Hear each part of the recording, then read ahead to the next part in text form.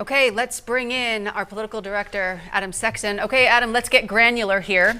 What towns and cities specifically does Nikki Haley need to do well or even exceed expectations to even keep this thing close today?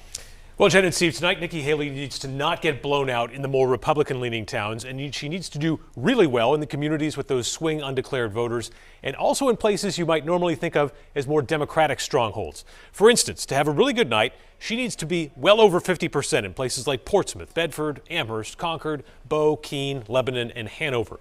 She's got to run up the score in these towns and cities, showing a lot of strength with those undeclared voters, and also the voters who are coming out just to vote against Trump. And those folks are out there. They might not vote for the Republican candidate in November, but they are turning out today almost in protest to send a message against Trump. How many of them are going to vote is truly unknown, but they're definitely a part of what would be a winning coalition for Haley. So in addition to doing well in her best towns, Haley also needs to hold her margins in the communities where we know Trump is going to do well. We saw the former president in Londonderry earlier today. That's a GOP stronghold. There are a lot of solid Republican votes in Derry right next door as well. Hudson, Pelham, Salem, Plastow.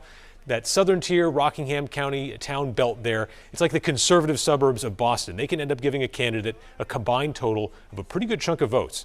Haley really needs to avoid getting crushed in those places. If Trump can pull in well over 60% in those towns and cities, and she's not in the 60% range in her best towns and cities, it's going to get away from her, and she's looking at a double-digit loss.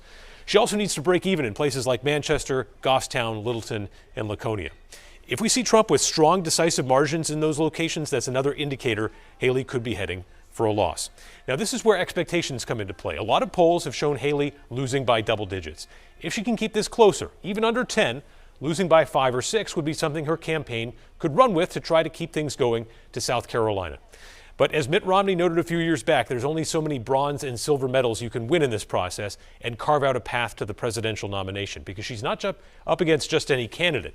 Her opponent right now is a former president of the United States with an entire populist political movement behind him. Haley needs a good headline coming out of New Hampshire tonight to keep her fundraising and her momentum going. Steve and Jen. All right, so Adam, to that end, Haley campaign has been steadfast. They say it is on to South Carolina. They already have an event scheduled there for tomorrow. They've already made their ad buy in South Carolina, they point out. But what happens here? Let's say she loses by 8 or 9 and keeps this thing going. There's still a month till the primary itself. Yeah, and there's going to be a lot of pressure. Obviously, you saw that on Ron DeSantis in the week after Iowa. He really wanted to keep the fight going, but then he hit that wall of, and most importantly, probably donors telling him, hey, we're not with you anymore if you can't get numbers here, and he's out. So Haley, not only that, she has to face her own donors if she has a bad number here tonight, but also think of the Trump movement. That's going to be a lot of pressure on her, and from other people peripheral to politics, who are going to be saying, well, you need to move out of this race if she doesn't post a good number tonight. Yes, and on that supposition, one more for you, Adam. So if Trump is successful here, it's a big win for him.